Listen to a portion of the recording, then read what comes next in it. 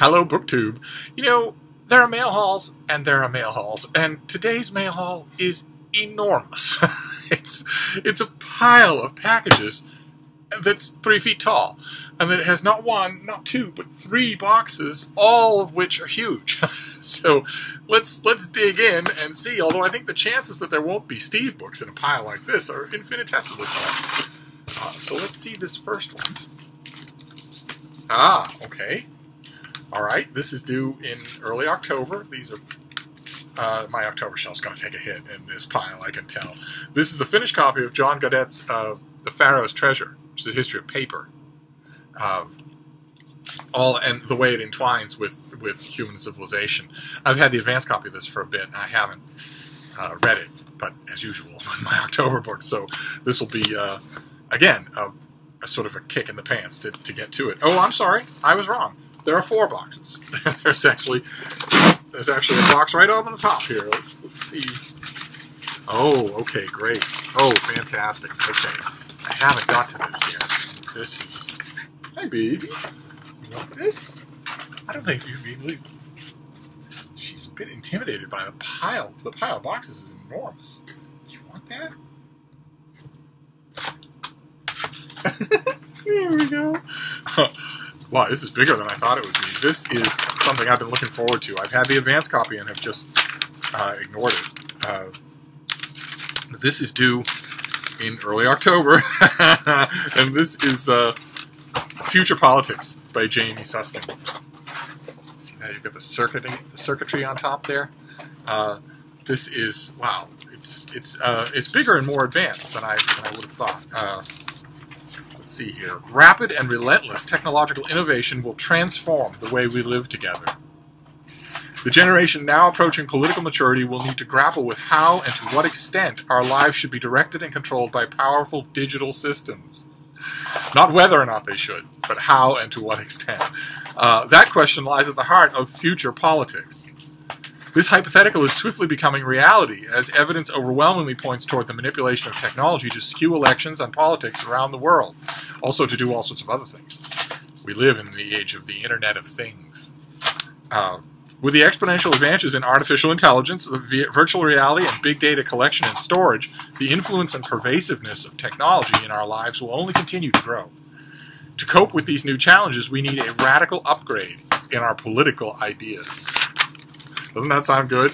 I read that description a while ago and just, God, I just haven't got to it. Okay, well, October is going to be an immensely busy reading month, so I guess I knew that already.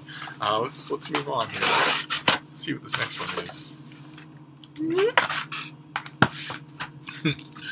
Okay, all right, this is going to be an October book, I'm sure.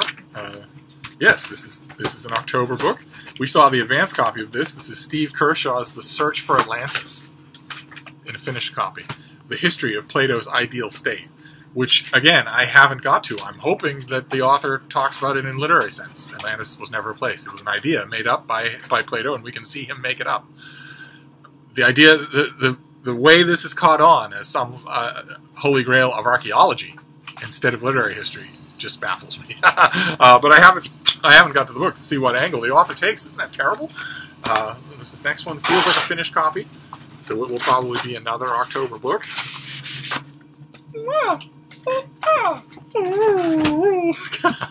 Oh, okay. It is another October book. I think. But it's one we've already seen. Yeah, this is due in early October, but we've already seen this. Okay. This is a second, just a shipping mistake, that's all. A second finished copy of The Witch Elm by Tana French.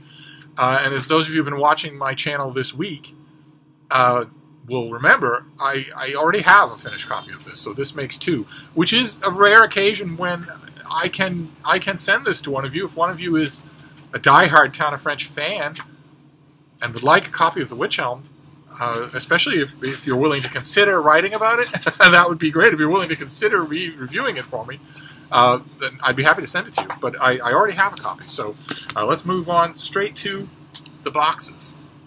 This pile of enormous boxes. So let's see what this first one is. Baby, I don't think you can handle these boxes. They're too big. The bottom one you would fit inside. What have we got here? This paper that they use for stuffing, I have discovered that if you're patient with it, it's perforated at regular intervals. If you're patient with it, if you don't just ball it up and throw it away, if you flatten it out and separate it along the perforations, you can make usable paper. This is actually highly usable paper. So I actually love getting it now. It used to be an annoyance. This stuff, there's nothing I can do with this. Nothing at all. And I'm not going to give you plastic that can pop like a sheet.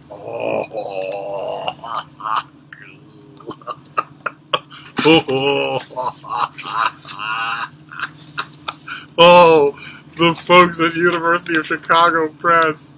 I already loved you. I love you even more now.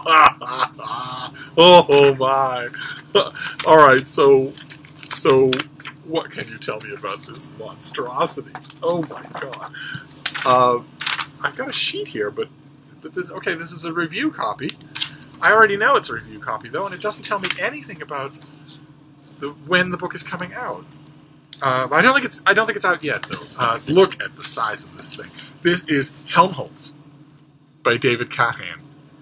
This is I don't have a pub shop. I don't have anything. This is gigantic, enormous. Here, do you want this? What are you going to do with this, Rita? It's a box.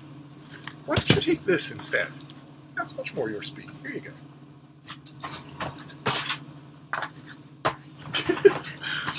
I don't know what you would do with the box. Feel free. This is the first comprehensive, soup to nuts, new, groundbreaking biography in English of this guy, of this. What have we got here? Hermann von Helmholtz was a towering figure of 19th century science and intellectual life. Best known for his achievements in physiology and physics, he also contributed to other disciplines such as ophthalmology, psychology, mathematics, chemical thermodynamics, and meteorology, because he was one of those kinds of Victorian scientists. It was actually just recently, same year, a big biography of John Tyndall, who's the same kind of polymath. The author has written a definitive biography, one that brings to light the dynamic relationship between Helmholtz's private life, his professional pursuits, and the larger world in which he lived. Oh my! Okay. Alright, so for those of you in the cheap seats, this is 925 pages of a larger sized book. So it's a good 1,500 pages probably in a normal sized book. Alright, then we move on to this next box. And despite the fact that it's big and that it's heavy, I'd be willing to bet this is also a single book. God, I'm so glad that I don't have a P.O. box anymore. I think about it. For years, I had a P.O. box. We at Open Letters Monthly, we just somehow thought that would be more professional or whatever, like publicists are paying any attention to street addresses. And there was a horrible, dark time, we prefer not to talk about it, when I was lugging books from that post office box that were like this, gigantically heavy shipments of books, without muscular teenagers. I mean, in later years, yes, I had muscular teenagers, so there wasn't much of a hardship except when it was snowing or sleeting. But can you imagine? Oh, here, oh boy, more paper. Oh, great. Okay. All right, and then, oh my, all right, this is due in October. Oh my God, it is one book, and it's huge. This may be one of the biggest books I've got so far this year. Oh my God. Here. Oh, this is crime fiction of the 1920s, edited by the great Leslie Klinger. Oh my, look at the size of this thing. Okay. Alright. American crime writing was born in the 1920s. After years of dominance by British authors, new American writers with fresh ideas about the detective and the mystery appeared on the scene and rose to heights of popularity not witnessed since the success of Sherlock Holmes. The decades spawned the American crime novel. Rather than focus on the capture of the criminal, fiction explored his or her background and state of mind, the circumstances of the crime, and its consequences. The 5 novels, The House Without a Key, The Benson Murder Case, The Roman Hat Mystery, The Red Harvest, and Little Caesar, offer some of the very best of the decade's writing. The editor, who is considered one of the world's foremost authorities on Sherlock Holmes and 19th century mystery fiction, provides fascinating historical, cultural, and annotations along the way to enhance the reader's understanding and enjoyment of these stories. Oh, okay, so this is not...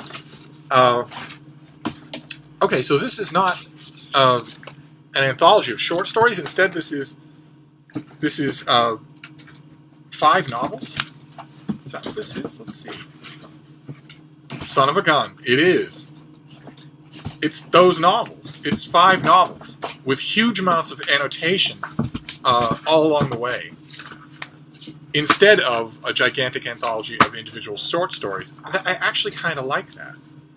Oh, it's even got period illustrations from the magazines that held these things. Oh my god. What a book. Oh, all right. Okay. Wow. What a production. Good lord.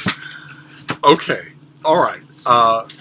And then we've got the last box. This is just an epic mail haul. We've got the last box, and it is huge. It cannot possibly be one book. Although it is kind of light, so maybe it is. Maybe it's one book. Let's see.